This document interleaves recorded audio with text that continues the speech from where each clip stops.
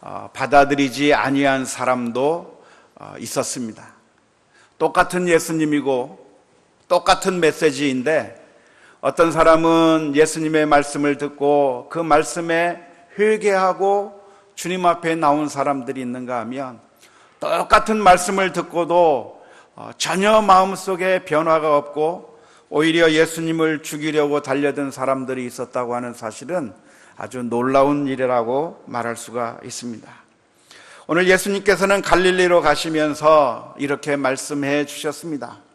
선지자가 고향에서는 높임을 받지 못한다. 선지자가 고향에서는 높임을 받지 못한다고 하는 이야기입니다. 왜 그럴까요? 고향에서는 그 사람의 모든 것을 다 알고 있기 때문에 그럴까요? 다른 곳에서는 그 선지자를 바라보면서 정말 환영하고 좋아하고 그리고 그 말씀을 듣고 하는데 정작 선지자의 고향 가운데서는 선지자를 냉대하고 받아들이지 않는 그런 현상들을 우리는 많이 보게 되는 것입니다. 요한복음에서는 예수님께서 이렇게 간단하게 말씀하신 것만 기록하고 있지만 마가복음에 보면 좀 더 자세하게 어떻게 사람들이 예수님을 거부하고 있는가에 대해서 기록하고 있습니다. 마가복음 6장 3절 말씀을 보면 이렇게 기록하고 있습니다. 이 사람이 마리아의 아들 목수가 아니냐? 야고보와 요셉과 유다와 시몬의 형제가 아니냐? 그 누이들이 우리와 함께 여기 있지 아니하냐 하고 예수를 배척한지라. 예수가 누군가?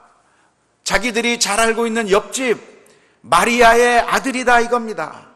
우리들과 함께 지내는 야고보와 요셉과 유다와 시몬의 형제인 예수이고 그 예수님의 누이들과 함께 너무나도 잘 알고 있는 그 사람에 대해서 사람들은 비난하면서 예수님을 받아들이지 아니했다고 그렇게 기록하고 있습니다. 이러한 현상을 보면 참으로 안타깝기가 그지없습니다.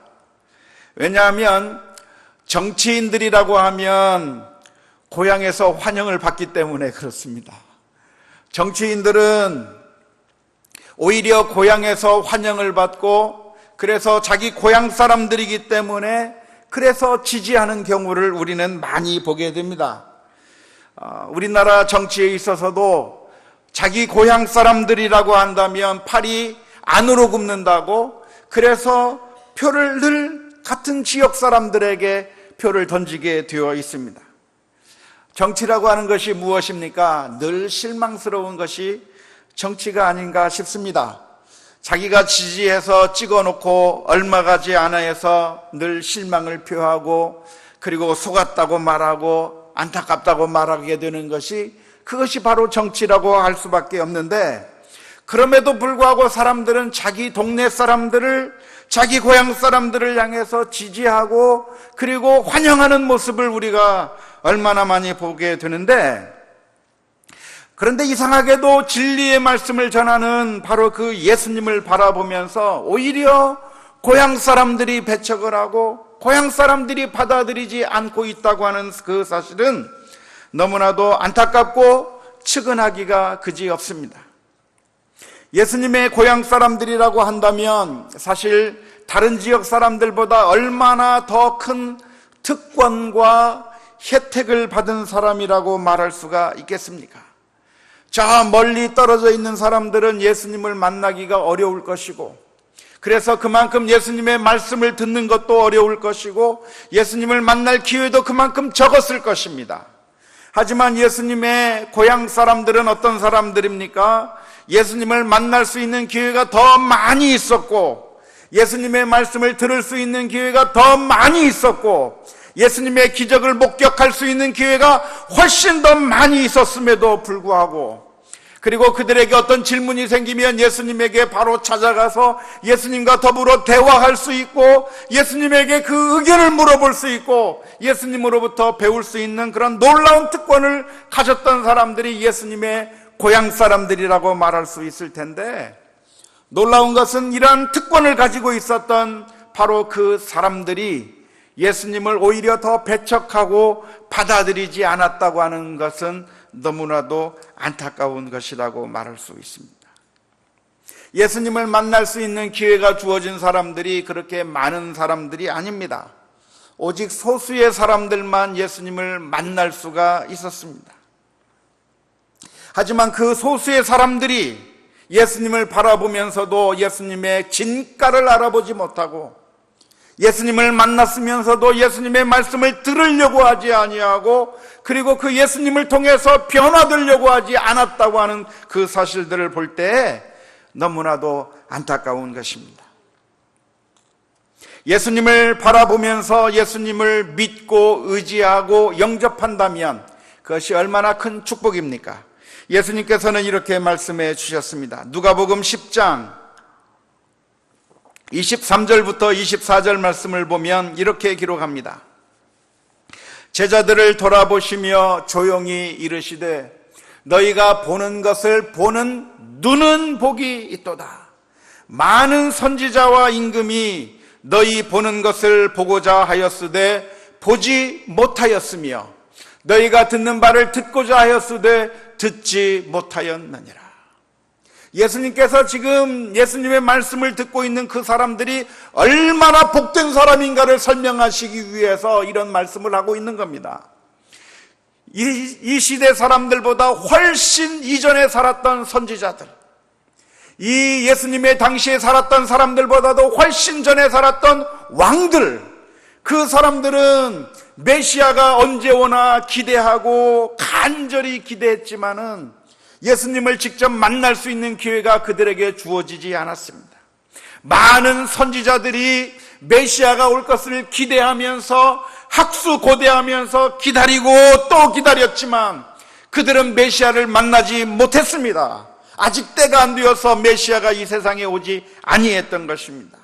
그들이 그렇게 간절히 보고자 했던 그 간절히 보고자 했던 메시아를 지금 그들이 바라보고 있는 너희들의 눈이야말로 얼마나 복된 것이냐 예수님께서 말씀하고 있는 것인데 사람들은 그 복된 것을 알지 못하고 오히려 그것을 하찮게 여기고 그냥 흘려버리고 있었다고 하는 사실입니다. 어디에 가니까 이런 문구가 써 있습니다. 오늘은 어떤 날인가?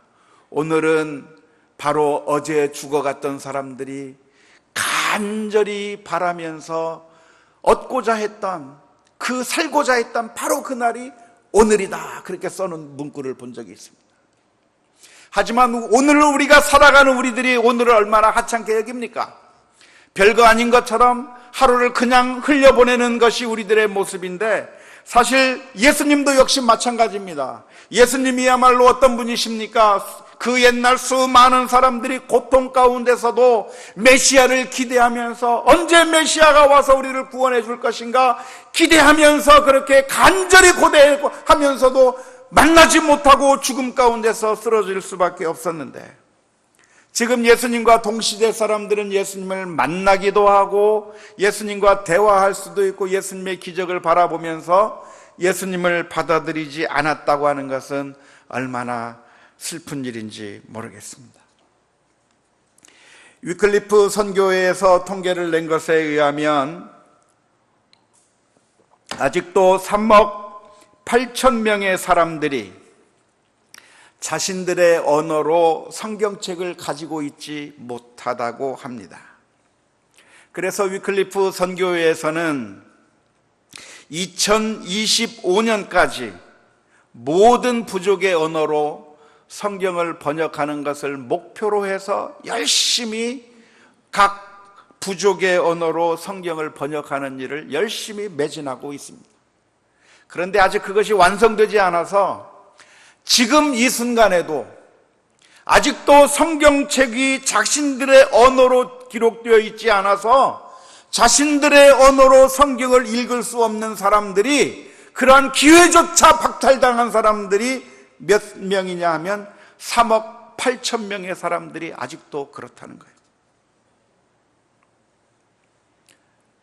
그런데 오늘 우리들은 성경책이 얼마나 많은지 몰라요.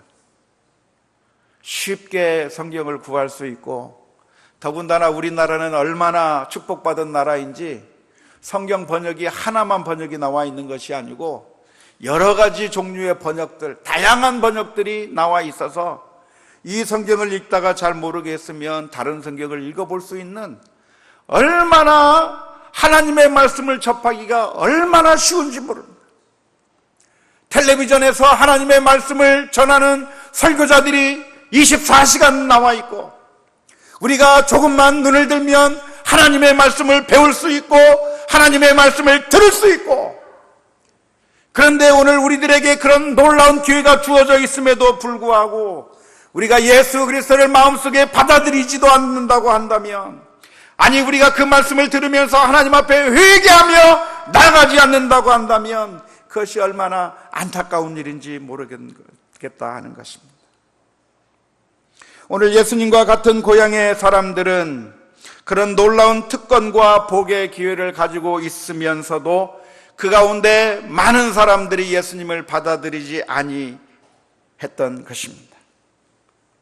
오늘 저와 여러분들의 삶 가운데서도 이러한 축복을 우리가 스스로 걷어차고 있는 것은 아닌지, 오늘 우리가 우리의 모습을 진지하게 고민하는, 돌아보는 이 저녁 시간이 될 수 있기를 주님의 이름으로 축원합니다. 우리는 읽을 수 있고, 우리는 눈으로 볼 수 있고, 우리는 귀로 들을 수 있고, 차가 있어서 교회당에 올 수도 있고, 버스가 있고 지하철이 있고, 그리고 이번엔 새로 생긴 3호선이 생겨서 얼마나 쉽게 우리 교회로 올 수 있는지 몰라요.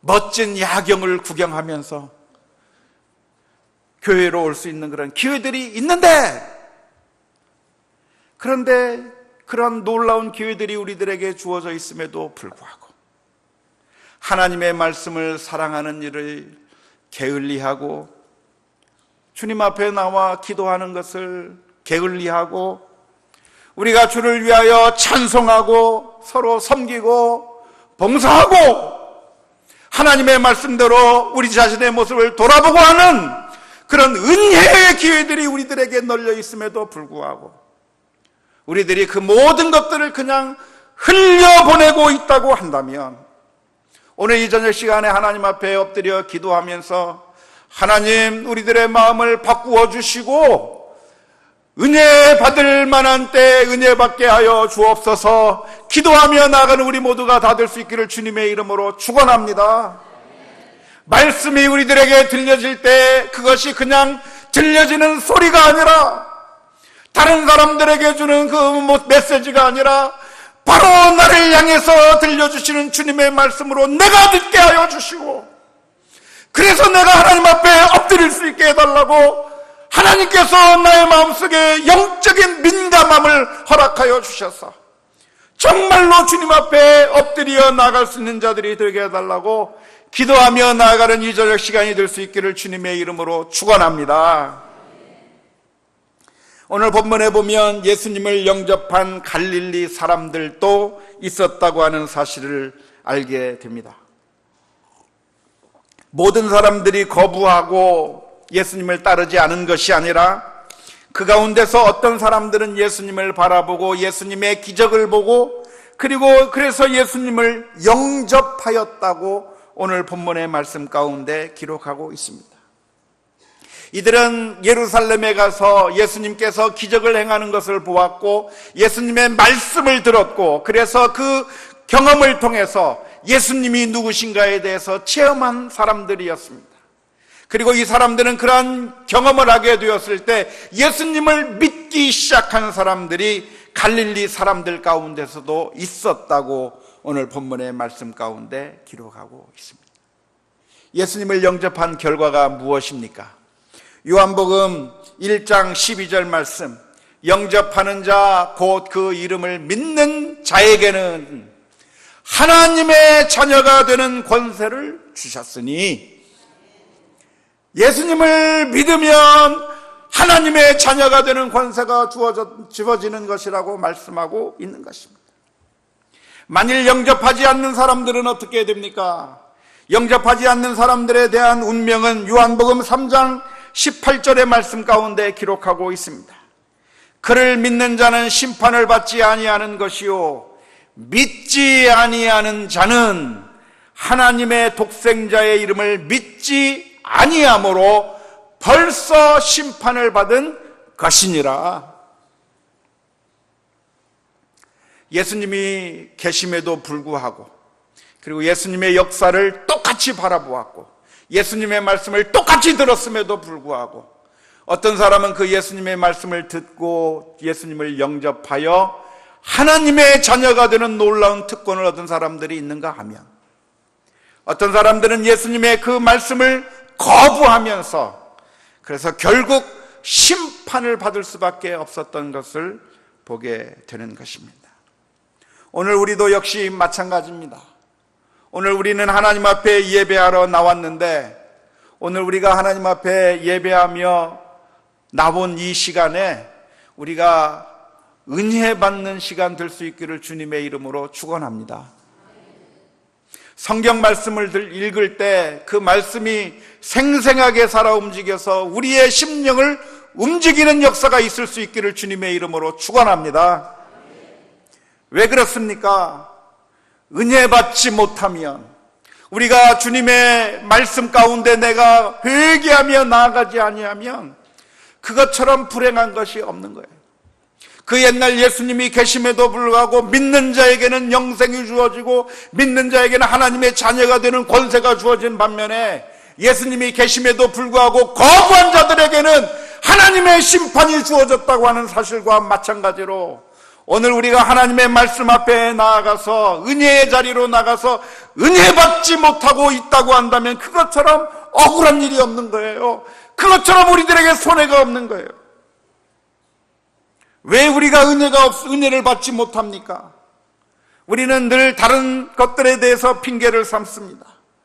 교회가 문제다, 목사님이 문제다, 우리 성도들이 나의 마음을 힘들게 한다, 내 동료가 나를 힘들게 한다, 성가대가 은혜가 안 된다, 누가 정말 마음에 안 든다, 찬양팀이 마음에 안 든다, 전도사님이 마음에 안 든다, 또 누가 마음에 안 듭니까?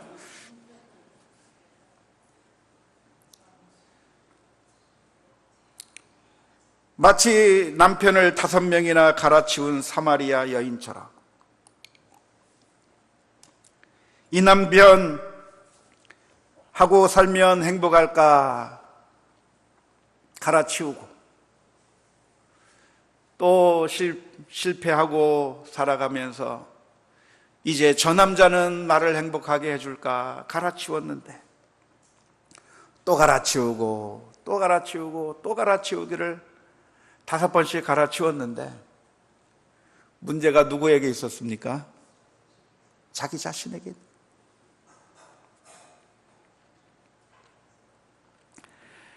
놀라운 것은 은혜 받은 사람들은, 하나님의 말씀을 듣고 예수 그리스도를 영접한 사람들은 하나님의 자녀가 되는 권세를 얻었음을 기억할 수 있기를 주님의 이름으로 축원합니다. 우리가 기도하는 자리에 나갔을 때 하나님의 은혜를 받아야 되는 것이고, 예배의 자리로 나갔을 때 하나님의 은혜를 체험해야 되는 것이고,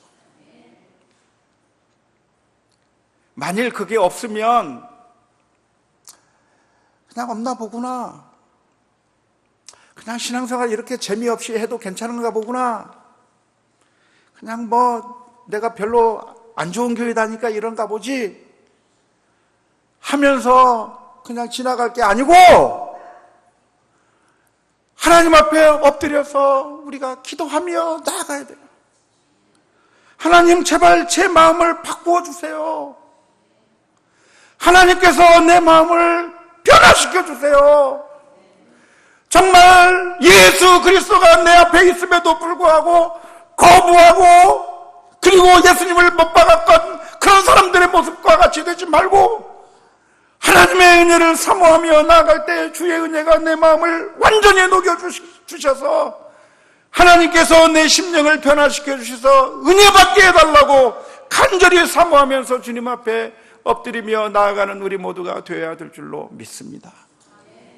이번 여름에 우리가 여름 성경학교도 하게 되고 또 수양회도 하게 될 텐데 우리가 한번 함께 기도하면서 주님 앞에 이 모든 일들을 위해서 맡기면서 기도했으면 좋겠어요.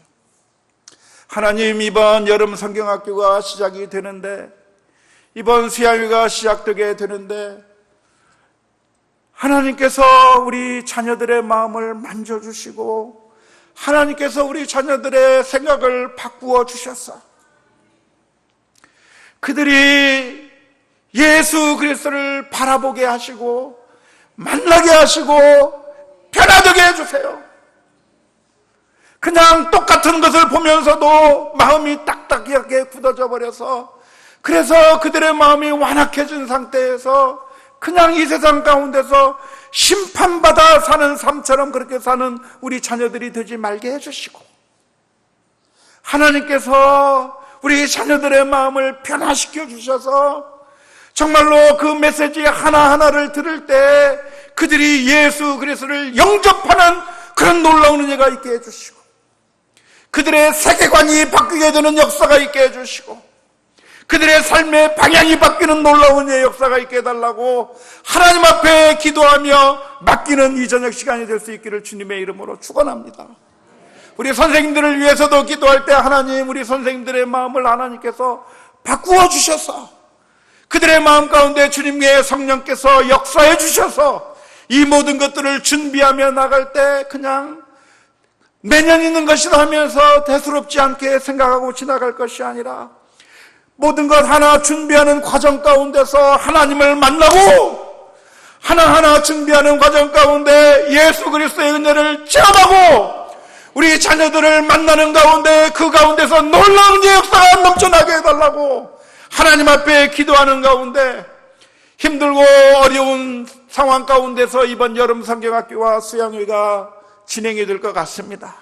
메르스의 사태가 언제 끝날런지 잘 모르겠지만 이전보다도 더욱더 힘든 여건과 상황 가운데서 이번 여름 성경학교 수양회가 시작될 텐데, 그런데 하나님께서 그 어느 때보다도 더 큰 은혜로, 더 큰 역사로 하나님께서 변화시켜 주시는 놀라운 은혜의 역사가 되게 해달라고, 단 한 사람도 선지자가 고향에서 높임을 받지 못한다고 했는데 우리 선생님들이니까 별로 존경하지 아니하면서 그냥 건성건성으로 지내다가 그냥 쓰러져 버리는 그런 우리 아이들이 되지 않게 해달라고 기도하면서 나아가는 이 저녁 시간이 될 수 있기를 주님의 이름으로 축원합니다. 우리 함께